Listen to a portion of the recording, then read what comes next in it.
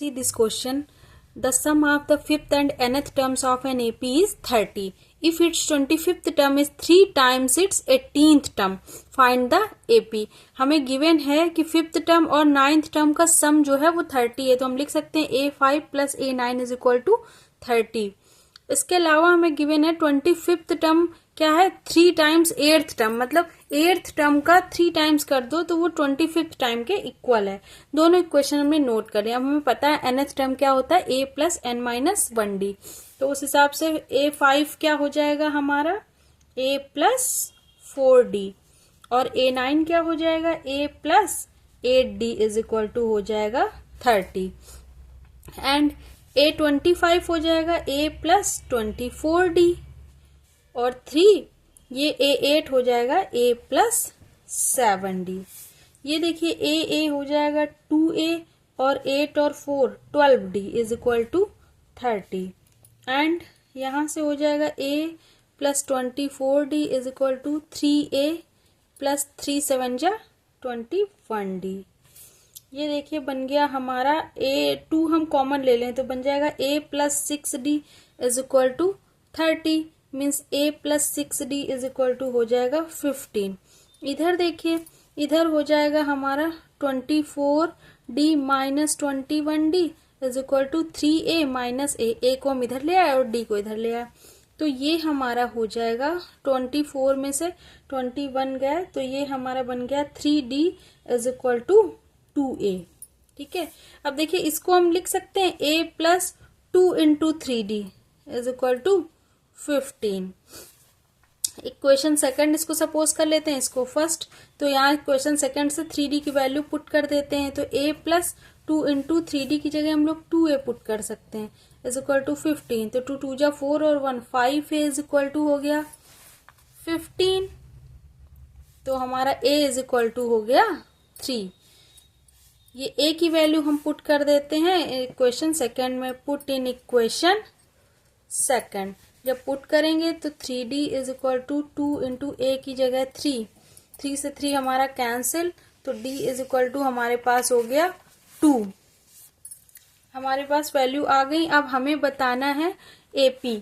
तो AP है क्या होती है हमारी a plus d a plus 2d, इस तरह AP की सीरीज चलती है a प्लस 3d.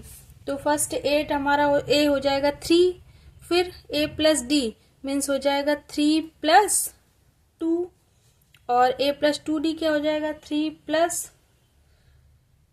2 और इंटू 2 और d की वैल्यू भी तो 2 है, 2 हो जाएगा. ठीक है, ये बन जाएगा 3 3 2 5 और 2 2 जा 4 और 4 3 7. इस तरह से ये हमारी हो जाएगी AP.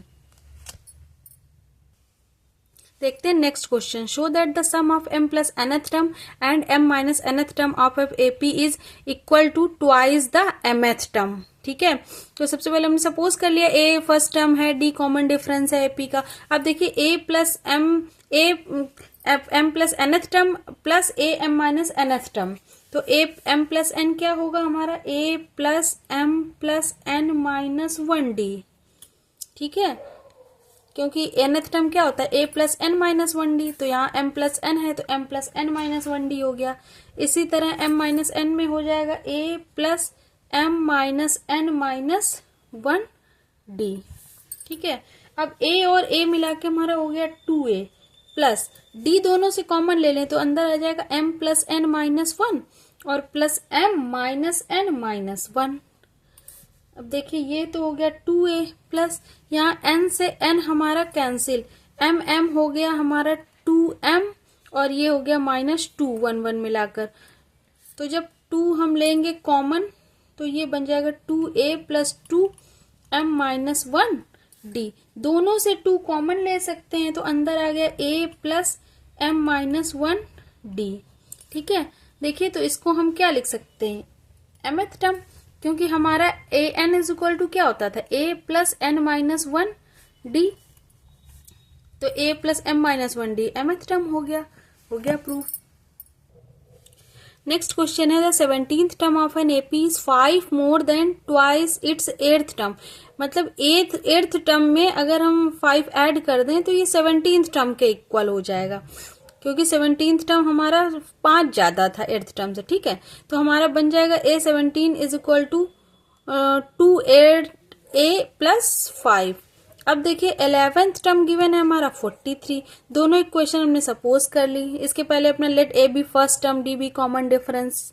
ठीक है, अब देखिए 17th टर्म को हम लोग लिख सकते हैं a प्लस 16d, और ये 2 तो लिख लेंगे। इसके बाद 8th टर्म है तो a प्लस 7d लिख लिया जाएगा प्लस 5। इसको हम अगर सॉल्व करें तो ये बन जाएगा a plus 16d is equal to 2a plus 2 7 जा 14d और प्लस 5।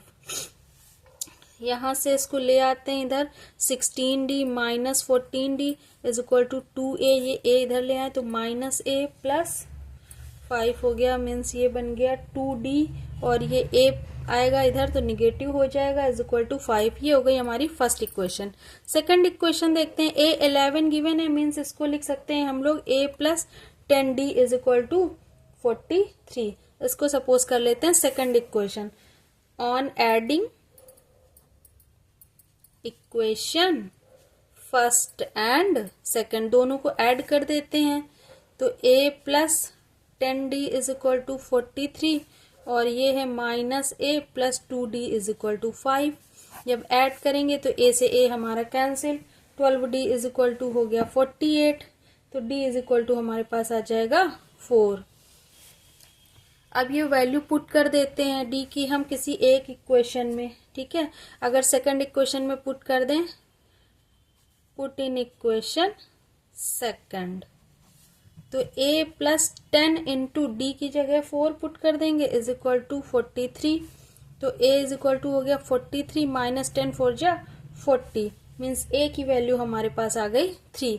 a और d हमें पता चल गया। अब हमें बताना है nth टर्म, तो nth term an is equal to होता है a plus n minus 1 d, तो हो जाएगा 3 प्लस n माइनस 1 इंटू 4, तो बन जाएगा 3 प्लस 4n माइनस 4, मीन्स ये हो गया 4n माइनस 1।